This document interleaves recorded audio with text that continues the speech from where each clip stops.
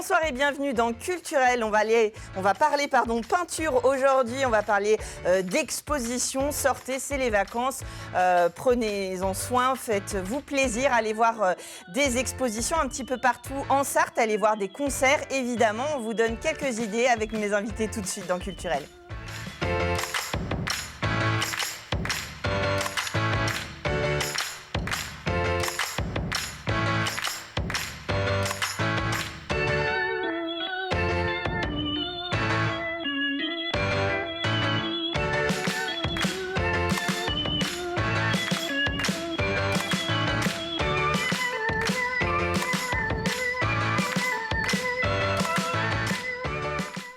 Pardon pour le bégaiement, j'ai perdu mon oreillette, c'est les aléas du direct, mais ça ne m'empêche pas de parler de culture en Sarthe et on commence avec le FIA, avec l'exposition Le Franc-Bourgeois. Lucien Rumi, bonsoir. Bonsoir. Vous êtes le fondateur du FIA et vous nous avez concocté cette exposition avec Collard qui produit notamment Le Franc-Bourgeois.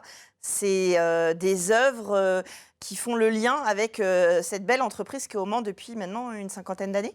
C'est la plus grande entreprise de couleurs au monde aujourd'hui qui est au Mans, donc qui fabrique plusieurs marques. La marque Le Franc-Bourgeois bien sûr, mais d'autres marques comme Liquitex, Winsor & Newton, Conté, etc. Voilà. Donc plein de moyens d'expression, plein de médiums qui sont évidemment utilisés par les artistes, de la peinture au pastel, en passant par l'aquarelle, évidemment, c'est les premiers outils utilisés par les artistes. C'est une entreprise qui produit des produits beaux-arts dont les artistes se servent pour ensuite créer les œuvres que nous connaissons. Et cette entreprise ne peut pas être hors sol. Elle est entourée de son milieu d'artistes locaux, mais d'artistes nationaux, internationaux qui utilisent ces produits. Et donc il y a une relation directe entre ce fabricant et les artistes qui utilisent les produits. Alors, ils ont des artistes qui testent leurs produits, il y a des partenariats, je crois qu'ils ont aussi même des testeurs, enfin des lieux comme ça dédiés pour que les artistes puissent s'emparer de leurs produits. Les premiers testeurs de leurs produits, ce sont les artistes. Donc chaque fois qu'ils le peuvent, ils leur confient des produits pour qu'il y ait un retour, pour savoir comment ça fonctionne, comment eux, ils les appréhendent ou pas. Et il y a eu des collaborations très importantes, notamment avec, dans le temps, il y a eu bien sûr Dufy, etc. Mais il y a eu dernièrement, il y a eu quelqu'un comme Vasarely qui utilisait la gamme Flash, qui est une gamme qui était beaucoup utilisée pour les décors, parce que c'est une peinture très mate, très couvrante. Et Vasarely voulait la faire évoluer, voulait des teintes un peu différentes.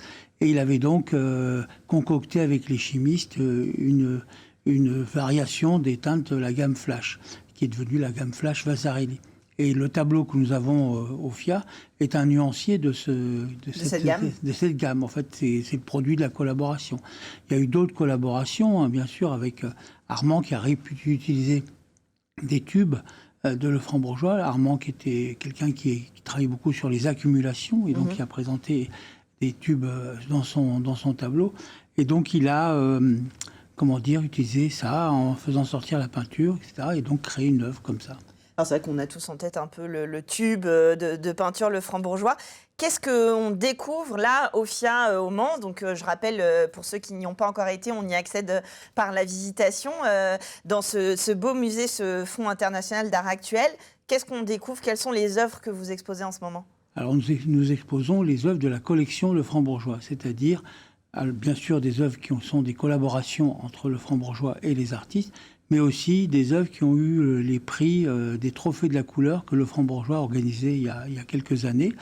Des artistes qui, il y a 25 ans, étaient à peine connus et qui aujourd'hui sont des artistes importants, comme Marc Auvelc, Thomas Faugerolles ou Charlotte de Maupoux, qui est dans la Sarthe. Voilà. Et puis à côté, il y a eu des coups de cœur des dirigeants de l'entreprise pour tel ou tel artiste. Dont ils ont acheté les œuvres.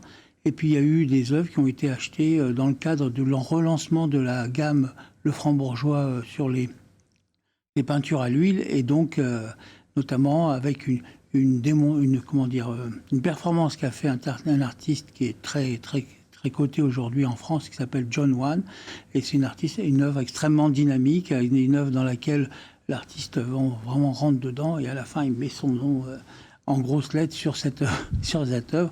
Voilà. Et à côté, en même temps, a été fait toujours aux Beaux-Arts de Paris d'autres œuvres, dont notamment celle de Natacha Ivanovna, qui est une œuvre sur des portraits. Quand il regarde de loin, on a l'impression que c'est très léché, très propre, enfin bon, des femmes très diaphanes, disons. Et donc, et quand on vient de près, ben on voit toute la texture de la peinture, toute la nervosité de l'artiste dans sa tête, dans sa touche, dans sa matière, etc. Et c'est ça qui est beau, en fait, finalement, dans la peinture. Alors c'est une belle rencontre, c'est une belle aventure parce qu'on peut le dire aussi, le FIA et le Franc-Bourgeois, c'est une belle histoire parce qu'ils soutiennent la scène d'art actuelle justement et ils vous soutiennent et il y a un rapport un peu privilégié qui se fait. Il y a très longtemps que le Franc-Bourgeois nous soutient. Ils nous ont soutenus au travers du Pulsar pendant toutes ces années. Et puis aujourd'hui, ils sont mécènes du Centre d'Art. C'est un mécène privé le plus important que nous ayons. Et donc, ils nous aident justement à tenir dans les périodes difficiles que nous avons traversées. Et donc, voilà, il était normal pour nous d'avoir ce retour de cette collaboration en exposant les œuvres de la collection Le Franc-Bourgeois. Alors c'est très amusant parce que moi je connaissais les œuvres quand j'allais voir, et il y avait les œuvres de l'entrée, du couloir à droite, du premier étage. Et pour faire cette expo, avec Thierry Collot, le directeur général de Le Franc-Bourgeois, on a parcouru tous les couloirs, tous les bureaux, et alors là, ça a été une masse de découvertes, même pour eux, je pense. Et notamment, au détour d'un couloir, on a découvert deux œuvres magnifiques, une d'Édouard Sakayan, une femme qui monte un escalier. Bon, le motif est banal, mais ce qui est important, c'est la couleur, tous les foisonnements de couleurs au niveau des escaliers. Bon. Et puis à côté, il y avait une autre œuvre, un paysage, mais d'une beauté extrêmement forte. Et je cherchais de qui c'était, je tourne le tableau et je regarde, puis c'était un Guy Brunet. Un Guy Brunet de 1986. Et donc j'ai demandé à Guy, parce qu'au début, il n'y avait que Brunet. Je ne sais pas trop si c'était lui exactement. Il m'a dit oui, c'est une œuvre de jeunesse. Donc, on a appelé ce tableau œuvre de jeunesse. Œuvre de jeunesse, oui. Paysage, œuvre de jeunesse. Mais il y a toute la maîtrise de Guy Brunet qui est déjà là. Enfin bon, c'est un pastel qui est magnifique.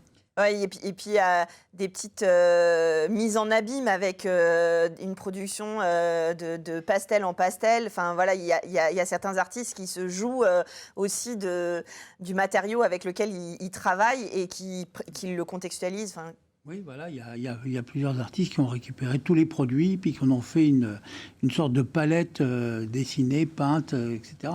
Hein, donc c'est bon, voilà, donc il y a ça, il y a des artistes qui font des choses très drôles, enfin bon, qui sont là. Et puis, il y a un magnifique tableau d'un artiste qui s'appelle Diaz, dans lequel on voit une sorte de la nature qui reprend le dessus sur le monde architectural qui nous entoure et qui est en train d'exploser, de vivre. Et enfin bon, il est très beau. Évidemment, le sujet aussi permet une accessibilité, même avec des enfants qui peuvent connaître des fois les produits. Ça crée aussi le lien. Il y en a plusieurs pour arriver jusqu'à des expositions comme ça.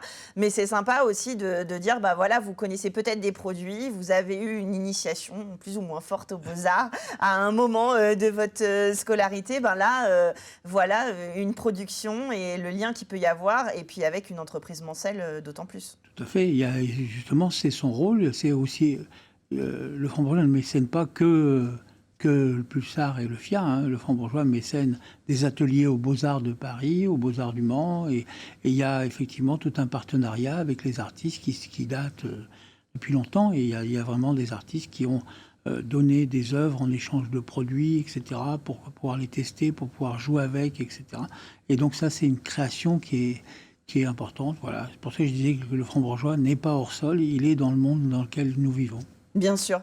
Et il est au Mans en plus, donc on est un petit peu chauvin, on est content. L'exposition, j'ai pas noté la date de fin puisque ça va s'enchaîner avec Pulsar.